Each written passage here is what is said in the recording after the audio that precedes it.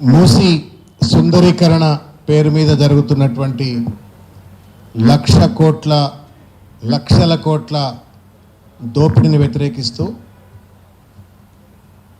అదేవిధంగా మూసి పునర్జీవం పేరు మీద ప్రజల జీవితాలను విధ్వంసం చేస్తున్నటువంటి ప్రభుత్వానికి గుణపాఠం చెప్పేందుకు, ప్రజలను చైతన్యపరిచేందుకు సంసిద్ధమై నడుముగట్టి ముందుకు వచ్చినటువంటి విద్యార్థి మిత్రులందరికీ కూడా హృదయపూర్వకంగా పేరు పేరున నమస్కారం తెలియజేస్తూ ఉన్నాను, కృతజ్ఞతలు తెలియజేస్తూ ఉన్నాను.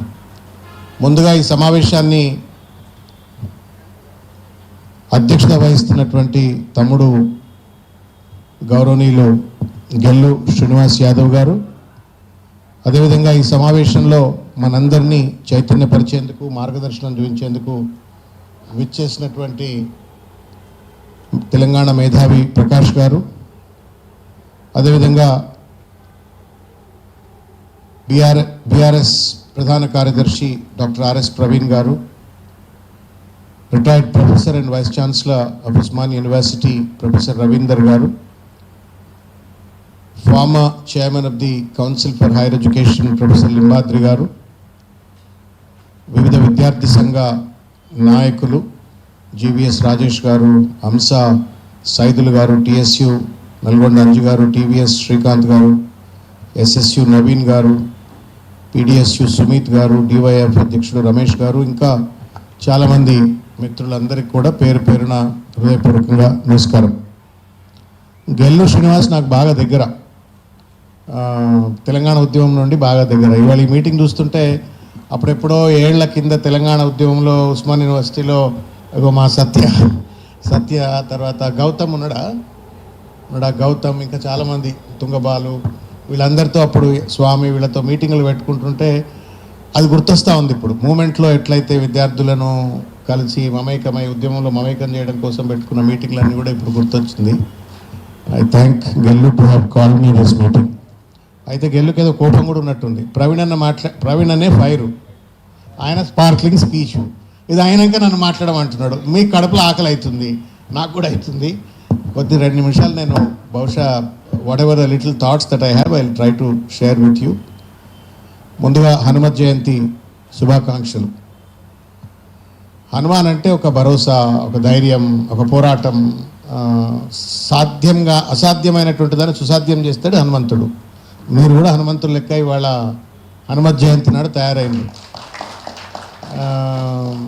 సీతమ్మను కాపాడడం కోసం ఆయన కంకణబద్ధుడైతే రాముడి వెంట, మీరు కేటీఆర్ వెంట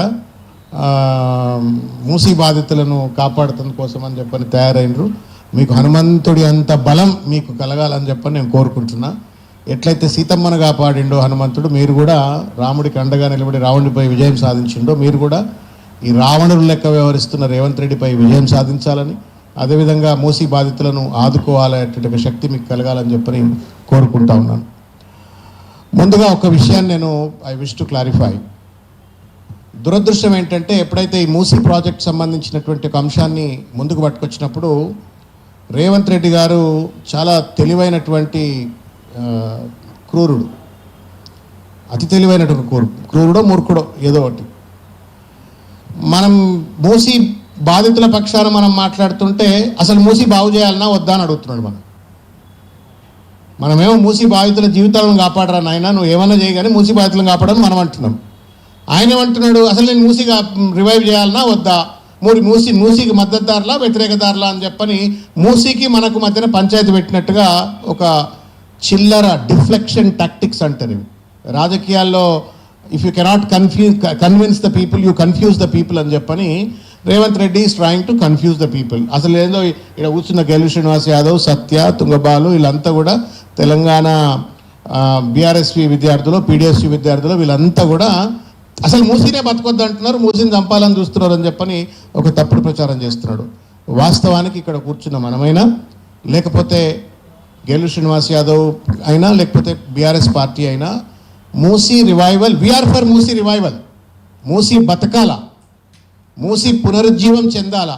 ఎందుకంటే మూసీ నది అనేటువంటిది తెలంగాణ అస్తిత్వానికి, తెలంగాణ సంస్కృతికి, తెలంగాణ జీవన ప్రయాణానికి మూసి అనేటువంటిది ఒక ప్రత్యక్ష సాక్ష్యం, మనలో అంతర్భాగం. కాబట్టి ఆ నదిని కాపాడుకుంటే తెలంగాణ అస్తిత్వాన్ని, తెలంగాణ గౌరవాన్ని కాపాడుకున్నట్టు. కాబట్టి ఆ నదిని కాపాడుకోవాలా అనేటువంటి ఒక నమ్మకము, విశ్వాసము, ప్రణాళిక బీఆర్ఎస్ పార్టీకి పార్టీగా ఉంది, ప్రభుత్వంగా ఉంది. అందుకే కేసీఆర్ గారి నేతృత్వంలోనే ఆయన ముఖ్యమంత్రిగా ఉన్నప్పుడే మూసి పునరుజ్జీవ పథకాన్ని మొదలుపెట్టినారు. దానికి సంబంధించి విస్తృతంగా కేటీఆర్ గారు మాట్లాడినారు.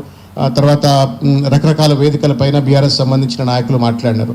So we're for Musi river revival or regeneration, but we're certainly against the destruction of the lives in the name of the Musi.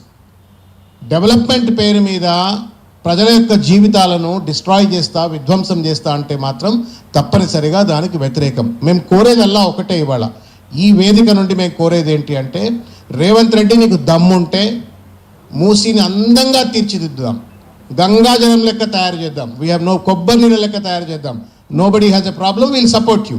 కానీ ఒక ఇంటికి సంబంధించిన ఇటుక పిల్లను కూడా తీస్తామంటే మాత్రం నీకు బడిత పూజ చేస్తాము అని చెప్పేందుకే ఇవాళ ఈ వేదిక.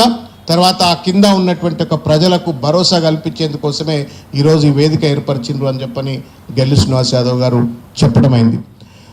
వాస్తవానికి కేసీఆర్ గారు ముఖ్యమంత్రిగా ఉన్నప్పుడు ఈ 10-12 వేల మంది ఏదైతే కుటుంబాలు ఉన్నారో అప్పుడే ఐడెంటిఫై చేసినారు. ఇంతకుముందు ప్రకాష్ అన్న చెప్పినట్టుగా, లేకపోతే ప్రవీణ్ అన్న చెప్పినట్టుగా, కేటీఆర్ గారు మున్సిపల్ మంత్రిగా ఉన్నప్పుడు 31 ఎస్టీపీల కన్స్ట్రక్షన్ అయిపోయింది. దాదాపు 92 ఎస్టీపీలు కావాలంటే దాంట్లో 31 ఎస్టీపీలు కన్స్ట్రక్షన్ అయిపోయినాయి as part of the phase 1. దానికోసం 3,000 పైచిలకు కోట్లు ఖర్చు పెట్టినారు. ఈ మధ్యకాలంలో రేవంత్ రెడ్డి కూడా పోయి 1-2కి రిబ్బన్ కత్తిరించినారు. ఫేజ్ 2లో అమృత్ స్కీమ్ కింద మిగతా 60 ఎస్టీపీలు కూడా కంప్లీట్ చేయాలన్నట్టు ఒక ప్లాన్.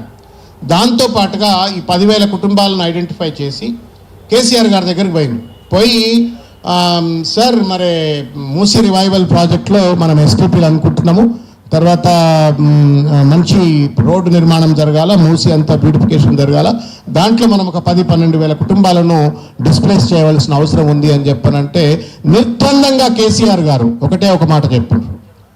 మానవతావాది అయినటువంటి ఒక రేవంత్ రెడ్డి కేసీఆర్ గారు ఏం చెప్పిండ్రు అంటే, నిర్బంధంగా మీరు మూసీని ఎంత అభివృద్ధి చేయాలంటే అంత అభివృద్ధి చేయండి, ఎన్ని నిధులు కావాలంటే అన్ని నిధులు నేను కేటాయిస్తా, కానీ ఒక్క ఇల్లును కూడా కూల్చొద్దు, ఒక్క ఇంటిని కూడా మీరు డిస్ట్రాయ్ చేయొద్దు, ఒక మనిషికి కూడా, ఒక కుటుంబానికి కూడా అన్యాయం జరగొద్దని చెప్పినటువంటి ఒక మహానుభావుడు మానవతావాది కేసీఆర్ గారు. ఇది కేసీఆర్కు ఉన్నటువంటి ఒక human orientation, people orientation or pro people development orientation. ఇక్కడ రేవంత్ రెడ్డి ఆళ్ళు లేదు, సూలు లేదు, కొడుకు పేరు సోమలింగం. పిల్ల పుట్టక ముందే కుళ్ళ కొట్టినట్టుగా 1,00,000 కోట్లు అని చెప్పిండు. మొట్టమొదటిసారి మీరు ఇఫ్ యూ రిమెంబర్ మూసీ నది ప్రకటన పేరు వచ్చినప్పుడు 1,00,000 కోట్లు అని చెప్పని, అది వేరే ముచ్చటం. వల్ల నన్ను కోసిన ₹1 లేదంటున్నాడు. పిల్లలకు గురుకుల స్కూళ్ళకు విద్యకు డబ్బులు లేవంటున్నాడు, భోజనాలకు డబ్బులు లేవంటున్నాడు, ఫీజు రియంబర్స్మెంట్ డబ్బులు లేవంటున్నాడు, దేనికి డబ్బులు లేవంటున్నాడు, సంక్షేమానికి డబ్బులు లేవంటున్నాడు, అభివృద్ధికి డబ్బులు లేవంటున్నాడు. మొత్తం ఆర్థికంగా రాష్ట్రం దివాలా తీసిపోయింది. వాళ్ళ మనం చూస్తున్నటువంటి బడ్జెట్ అంతా కూడా ఒక ఇన్ఫ్లేటెడ్ బడ్జెట్. ఇది ఫైనాన్షియల్ పొజిషన్. ఈ పరిస్థితుల్లో 1,00,000 కోట్లు అని చెప్తూ డిపిఆర్ లేదు, డిస్ట్రక్షన్కు తయారైపోయిండు, డిస్ప్లేస్మెంట్కు తయారైపోయిండు. ఇండ్లన్నిటికీ కూడా మార్కులు చేసి పడేసి విధ్వంసం, ఒక బుల్డోజర్ రాజ్యం నడుపుతా ఉండు. ఇది కేసీఆర్కు రేవంత్ రెడ్డికి ఉన్నటువంటి ఒక తేడా. కేసీఆర్ ఏమో ఇల్లు కూల్చకుండా మూసీని బాగు చేయండి అన్నాడు. రేవంత్ రెడ్డి ఏమో నేను ఇళ్లను కూలుస్తా, జీవితాలు చిత్రం చేస్తా, ₹1,00,000 కోట్ల దొబ్బుకపోతా, దండకపోతా అని చెప్పని ఒక క్రూరమైనటువంటి, ఒక అవినీతిపరమైనటువంటి ఒక ప్రతిపాదన ముందుకు పట్టుకొచ్చి వాళ్ళ విశృంఖలంగా పనిచేస్తున్నటువంటి ఒక తీరు. అయితే నేను ఒక విషయం చెప్పదలుచుకున్నా. బఫర్ జోన్ ఇవాళ రేవంత్ రెడ్డి వాళ్ళు కట్టుకున్నది ఏళ్ళ కింద కట్టుకున్నారు. వాళ్ళకి జిహెచ్ఎంసీ పర్మిషన్ ఇచ్చింది, కరెంట్ ఉన్నది, నల్లు ఉన్నది, సిబి కమ్యూనిటీస్ ఉన్నాయి, అన్ని ఉన్నాయి. అందులో ఉన్న వాళ్ళంతా ఇంతమంది ప్రవీణ్ అన్నట్టుగా పేద, మధ్య తరగతి, బహుజన వర్గాలు, దళితులు, ఇంకా చిన్న చిన్న జాతులకు సంబంధించిన వాళ్ళంతా అక్కడ ఉంటే ఇవాళ వాళ్ళ జీవితాలను ఒక ఆధిపత్య అహంకారంతో ఇవాళ చిత్రం చేస్తాను, ఫత్వాలు జారీ చేసినట్టుగా జారీ చేసి ఇవాళ వాళ్ళను చిత్రం చేస్తా అని చెప్పనంటుండు. ఇది మానవత్వం అవుతుందా? ఇది రాజ్యాంగబద్ధం అవుతుందా? ఇదేనా ప్రజాపాలన అంటే? దీనికోసమైనా రేవంత్ రెడ్డి ముఖ్యమంత్రి గద్దె మీద కూర్చుండు అని చెప్పి మనం ప్రజల్ని చైతన్యపరచవలసిన అవసరం ఉంది. నాకు బాగా గుర్తు, తెలంగాణ ఉద్యమం పీక్గా ఉన్నప్పుడు there was an act that was brought in. మీరు కూడా చదువుకొని ఉంటారని నేను అనుకుంటున్నా, తెలుసు కూడా మీకు కూడా. లార్ అంటారు, land acquisition resettlement and rehabilitation act 2013 అని చెప్పని యాక్ట్ వచ్చింది. దానికి కూడా పెద్ద ఎత్తున కేసీఆర్ గారు అప్పుడు పార్లమెంట్లో సభ్యులుగా ఉన్నారు. అప్పుడు వారు కూడా దానికి మద్దతు చెప్పిండ్రు. టీఆర్ఎస్ పార్టీ కూడా నిర్బంధంగా ల్యాండ్ అక్విజిషన్ యాక్ట్కు మద్దతు తెలిపి ఆ బిల్లు పాస్ అయ్యేటట్టుగా, చట్టం అమలయ్యేటట్టుగా తోడ్పడ్డది. ఆ చట్టం పూర్వాపరాలు ఒక్క నిమిషం నేను రేవంత్ రెడ్డి మొద్దు నిద్రపోతున్న రేవంత్ రెడ్డి వినాలని చెప్పిన ఈ సంగతి చెప్తా ఉన్నాను. This act was initiated by Rahul Gandhi. Land acquisition act was initiated by Rahul Gandhi. Bhatta Parsaul అని చెప్పని ఉత్తరప్రదేశ్లో ఒక ఇండస్ట్రియల్ డెవలప్మెంట్ జోన్ల కోసం అని చెప్పని ఆ రోజు అక్కడ ఉన్నటువంటి ఒక మాయావతి గారు ల్యాండ్ అక్విజిషన్ చేస్తుంటే, ఇట్లనే భూములన్నీ కూడా ప్రజలు కోల్పోతుంటే, ఆ రోజు దొడ్డిదారిన దొంగ లెక్క రాహుల్ గాంధీ గారు ఆ పోలీసులేరు. రాహుల్ గాంధీ పోతా అంటే పోలీసులు కంచెలు అడ్డం ఉంటే ఓ మోటార్ సైకిల్ మీద ఎక్కి ఆ పోయి ఆ బాధితులను కలిసి మళ్ళీ వాపసు వచ్చిన తర్వాత వచ్చిన చట్టం land acquisition act. There was a humanitarian intent and content in that act. నువ్వు డెవలప్మెంట్ పేరు మీద జీవితాలను విధ్వంసం చేయొద్దు అన్నట్టుగా స్పిరిట్ తోటి ఆ చట్టం పట్టుకొచ్చిండ్రు. ఏం మాయరోగమో అర్థం కావట్లేదు. 2013లో పట్టుకొచ్చిన చట్టం రాహుల్ గాంధీ ముఖ్యమంత్రి రేవంత్ రెడ్డి ల్యాండ్ అక్విజిషన్ యాక్ట్ని అమలు చేయను అంటాడు. ఎవనయ్యా జాగిరని చెప్పని నువ్వు సోషల్ ఇంపాక్ట్ అసెస్మెంట్ను రిమూవ్ చేసి గాంధీ సరోవర్ ప్రాజెక్ట్లో what is audacity that you go to that flats and then destroy? ఎట్లా చేస్తారు అట్లా? చట్టం అంటే గౌరవం లేదా? రాజ్యాంగం అంటే గౌరవం లేదా? రాహుల్ గాంధీ ఏమో రాజ్యాంగం పట్టుకొని దేశం అంతా తిరుగుతున్నాడు. జై సంవిధాన్, జై భీమ్, జై బాపు అని తిరుగుతున్నాడు. రేవంత్ రెడ్డి ఏమో నై సంవిధాన్, నై బాపు, నై భీమ్ అని చెప్పి తిరుగుతా ఉన్నాడు. ఎట్లా ఈ కాంట్రడిక్షన్ ఏంటి? ఢిల్లీ శ్రీనివాస్ ఏమైనా కేటీఆర్ మాట దాటగలుగుతాడా? కేసీఆర్ గారి మాట ఆర్ఎస్ ప్రవీణ్ అన్న దాటగలుగుతాడా? నేనేమన్నా కేసీఆర్ గారు ఒక గీత గీసి ఇదిరా విద్యా సిద్ధాంతం అని చెప్పినట్టు దాటగలుగుతామా? That is a party line, party ideology, party philosophy.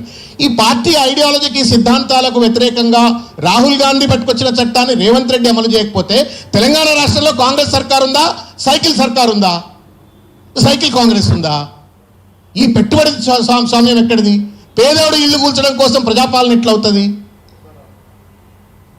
పేదోడు ఇల్లు కూల్చడం కోసం ప్రజాపాలన ఎట్లవుతుంది?